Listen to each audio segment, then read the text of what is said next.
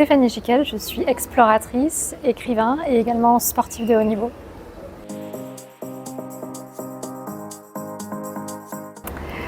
Alors quand j'étais petite, je rêvais de voyager, de découvrir le monde et je n'avais absolument aucune idée de l'activité que je voulais exercer. Je savais juste que je voulais être indépendante et puis voir le monde. Et c'est progressivement, à force de rencontres, que je suis allée vers l'exploration. Et quand j'ai été dans l'univers de l'exploration, j'ai notamment réalisé des expéditions de très grande envergure, comme la traversée de l'Antarctique par exemple. Et en réalisant ces expéditions, j'ai rencontré des sportifs de haut niveau, qui évoluaient dans un autre univers.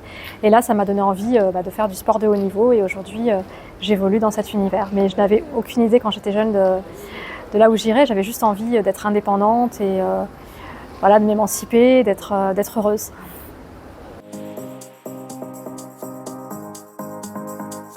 Alors j'ai souvent peur. Je pense que la peur, c'est en réalité la peur de la mort. Et ça m'est arrivé à plusieurs reprises dans des situations qui sont risquées. Par exemple, quand j'étais en Antarctique, j'ai parcouru l'Antarctique sur 2045 km en 74 jours, j'étais confrontée à des températures de moins 50 degrés. Et là, j'ai eu très peur puisque je ne sais absolument pas si le corps peut résister et combien de temps à moins 50 degrés. J'ai aussi été confrontée à des immenses crevasses, donc là j'ai eu extrêmement peur. J'ai vécu aussi une chute au Groenland qui m'a fait peur, j'ai cru que j'allais mourir. Donc j'ai connu en fait cette sensation assez souvent.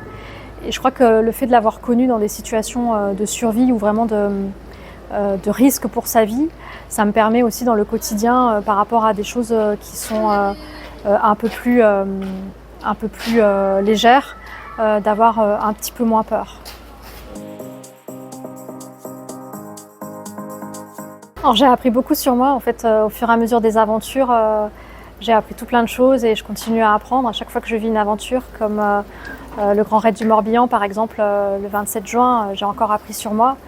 Donc c'est difficile à résumer en fait, c'est qu'à chaque fois on en connaît un peu plus sur ses points forts, ses points faibles. Et puis je pense qu'on aime encore plus la vie parce que parfois on est confronté à des situations où on peut la perdre. Et puis en même temps on fait beaucoup d'efforts pour atteindre des objectifs élevés. Donc on aime le travail, l'effort et tout simplement la vie. Je crois que les femmes peuvent tout à fait se lancer dans les sports extrêmes, mais il y a beaucoup de stéréotypes, de représentations, c'est-à-dire qu'on a l'impression qu'il n'y a que les hommes grands et forts qui peuvent faire des expéditions. Quand je suis partie en Antarctique, on me disait que c'était impossible, que ce type d'expédition était réservé qu'à des mycorhs, et en fait non, on peut le faire parce qu'on a l'endurance, parce qu'on a la confiance, parce qu'on a l'audace. C'est pas une question de testostérone en fait, c'est se lancer dans le sport extrême, c'est juste une question d'envie, de passion. Donc je crois qu'il faut limiter l'autocensure en fait. On s'autocensure beaucoup et en fait non, il faut y aller, il faut oser quoi.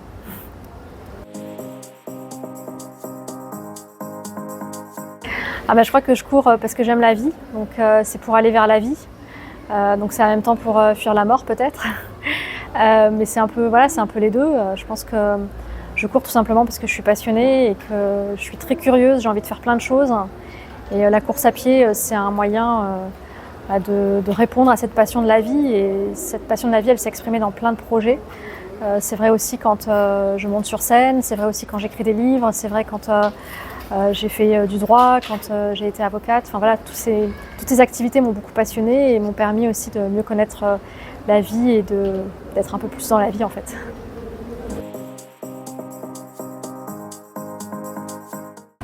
Alors ça c'est très compliqué parce qu'effectivement on peut se préparer pendant plusieurs mois et puis les règles tombent le jour de la compétition. Donc ça m'est arrivé à plusieurs reprises, notamment lors de championnats du monde et puis encore récemment le 27 juin lors de l'ultramarin. C'est compliqué parce que c'est beaucoup de fatigue, c'est aussi beaucoup de douleur, c'est moindre performance parce que la fréquence cardiaque est plus haute.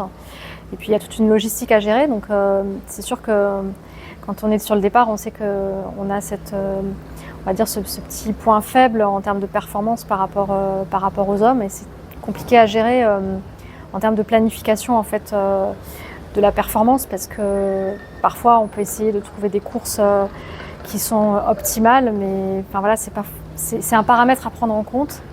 Et aujourd'hui, on est encore vraiment au début, c'est-à-dire qu'on commence à le prendre en compte dans le sport de haut niveau, mais je pense qu'on peut encore aller bien plus loin.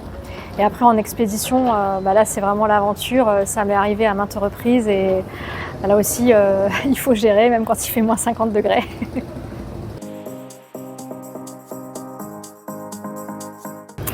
Alors c'est vrai que l'ultra c'est une discipline passionnante, mais il faut effectivement avoir une activité pour gagner sa vie, puis financer ses stages. Puis par ailleurs, de toute façon, je suis passionnée par tellement de choses que ça me plaît aussi d'avoir une forme de conciliation et d'avoir d'autres choses à côté. Donc j'écris, je donne des conférences en entreprise, j'ai pas mal de projets avec des entreprises, notamment sur le management, la performance. C'est un des aspects qui est compliqué à gérer, la conciliation. Parfois, c'est beaucoup de charge mentale. C'est un des aspects que je dois prendre en compte pour la récupération. Et je sais que parfois, il va me falloir plus de temps pour atteindre une performance parce que pour la préparer, j'ai été obligée de concilier beaucoup de choses. Donc, je vais juste accepter de prendre plus de temps et d'atteindre le résultat un peu plus tard.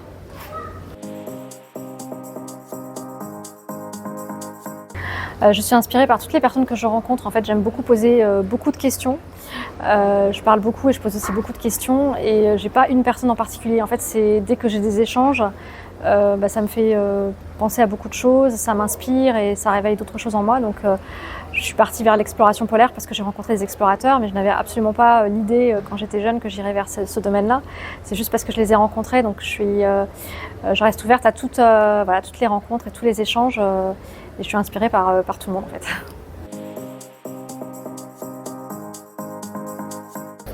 Je prépare actuellement le record du monde sur ultra distance. J'ai couru 253,6 km en 24 heures non-stop, c'est un record de France.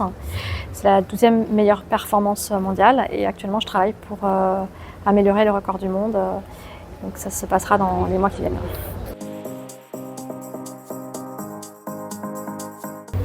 Alors c'est mon mantra, la seule limite à nos objectifs est celle que nous leur donnons. Et puis mon deuxième mantra, ce que tu fais le bien.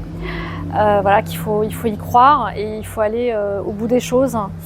On me dit souvent pourquoi je fais autant d'efforts, pourquoi je suis autant dans la discipline. En fait c'est juste parce que j'aime ce que je fais et que j'ai pas forcément envie de le faire de manière courte. J'ai vraiment envie d'aller au fond des choses, me poser toutes les questions, de contourer vraiment toute l'activité. C'est pour ça que j'y passe du temps.